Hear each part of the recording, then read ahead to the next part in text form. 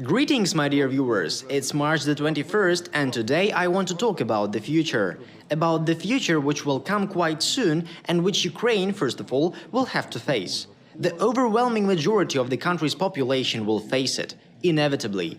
You know, you can fool yourself, but the reality will not change. For example, today I watched one of the latest videos of the Kiev regime's propagandist, Arestovich, in which he basically cries and says that everything is coming to the inevitable breakdown. If you watch this video, the link I will give below, you would understand that it is the story of a doomed man who is well aware that the thing he serves is doomed and he is simply trying to justify himself and prepare himself to flee. That is, when he speaks of moral failures, he speaks first and foremost of himself.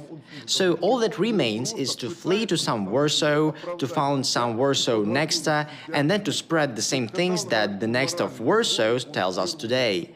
This is what Arestovich is preparing himself for. At the same time, he is encouraging ordinary Ukrainians to continue to fight, to lay down their lives for something unclear and unobvious, and with absolutely no prospects. You know, when I talked to those people from the town of Sumy now, in the first 2 weeks there was such an aggression that no one wanted to listen to me. Today, more and more people realize that my arguments are based on reality, and they begin at least to speculate. They begin thinking about the future. You have to understand that the problem of war is not primarily about battles.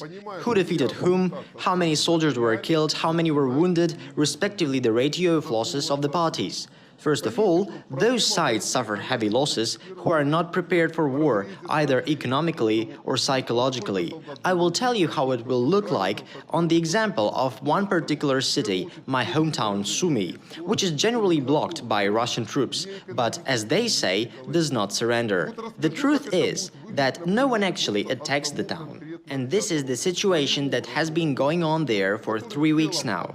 Let's look ahead a little bit. Already in the city, the big problems begin. The city is on the verge of starvation. There is not enough medicine, there is not enough everything, and there is no understanding how long the situation will last. And now let's assume for a second that that's all. There are no active combat operations, some sort of temporary truce has been established, and it is clear that Russian troops are not going anywhere. Imagine the situation that they even agreed with someone that everything, any humanitarian cargo, goes through and no one resists it. And I have question number one. With this ruined logistics, with blown up bridges, which these moronic patriots blew up actually, how can everything be delivered to the city of Sumy now? How is it possible to deliver goods to the city of Sumy assuming that Russia is not helping? Can you imagine that today? And ask yourself now, who is to blame for all this? Who blew up all those bridges that absolutely did not prevent the Russian army from advancing, but which now prevent the locals from living normal lives? Let's go a little bit further and think about it. I know what this Sumy territorial defense is doing today, so they are just waiting for the period of uncertainty in local government to begin, and they will start conducting sabotage operations. They won't, for one simple reason, because their own families will tell them, like Vasya, Kolya, Petya, haven't you thought about how will I live? Haven't you thought about what will I eat? Have you thought about how your hometown will have certain things like medicines? After all, how will your governor handle the next heating season? Because if you don't resolve this issue in the summer, the city will freeze to death in winter. But they don't think about that today. They only think about the war to the last Ukrainian. And all their actions will bring these same Ukrainians to a real humanitarian disaster next winter, which will certainly be blamed on Russia in the West. But the people of Sumy, and not only Sumy, will not feel better. In my opinion, the current rulers of Ukraine and many others still can't understand that the war that is going on in Ukraine now can't be taken like the Great Patriotic War, when more than 90% of the population were ordinary people from the countryside, living on a subsistence economy. Today, the majority of the population of Ukraine does not live by subsistence farming. And this is a key factor, far more important than the amount of even heavy military vehicles. And the population of the country, which has fallen into temporary patriotic hysteria, will very easily calm down, and this is exactly what Arestovich is talking about. He also says, Listen carefully, because he is not a fool. He also says that we, those who called for war, will be hated by the vast majority of Ukrainians. And he is absolutely right about that. In a few weeks, I emphasize it. If the war ends today, the question arises, what will the citizens of 200,000 Sumy do next? And there is only one solution: to negotiate with the Russian side. And the Russian side will set strict conditions. Either the Ukrainian territorial defense surrenders its weapons and operate only like police structure in order to eradicate this looting that exists in the city today, or they can continue to resist. The same will happen in Chernihiv and other cities. Yes, in those smaller towns that are tied to agriculture, the situation will be a little easier. But there is almost no resistance in such towns. And if the regional capitals fall, everything else will fall. I emphasize that everything I said happens.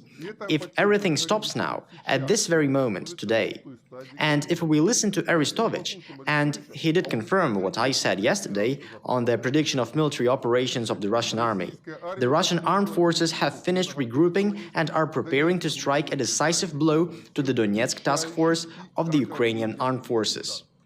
And imagine that all this will happen at the moment of the front line falling down. This is the very situation to which the propagandist Arestovich, perfectly aware of it of course, is preparing his flock. He's trying to shrug off responsibility and shift it onto ordinary people who have supposedly lost faith in victory.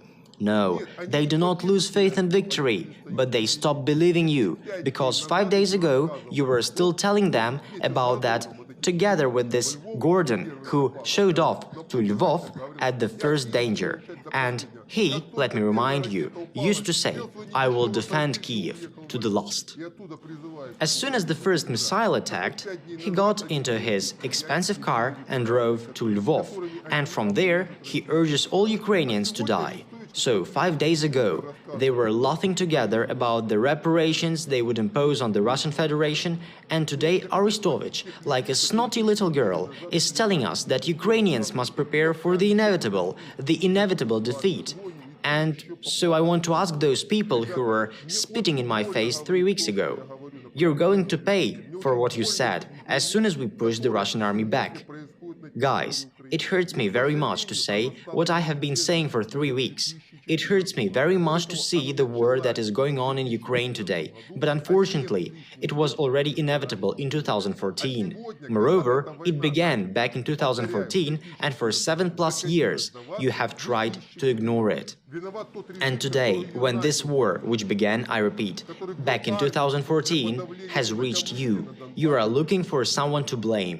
The blame is on the regime that started it back in 2014, that brought in the army to suppress dissent in Donbass in 2014, when there was no a single Russian soldier there. Now, not only this war has reached you, but today the regime in Kiev is agonizing, and its only goal is to make you fight to the end. Because as much blood as possible has to be spilled. So it will be harder to heal the wounds that this war has inflicted on all of us. That's what I wanted to say in this video. I'm sorry if this morning's video is a little emotional, but there is no other way I can describe it today. It really hurts my heart for my country, for my people who have been brazenly and cynically lied to and abused by their government, which was forcing them to do things that under other circumstances my people would have never done. But thanks God, that will soon be over. Bye.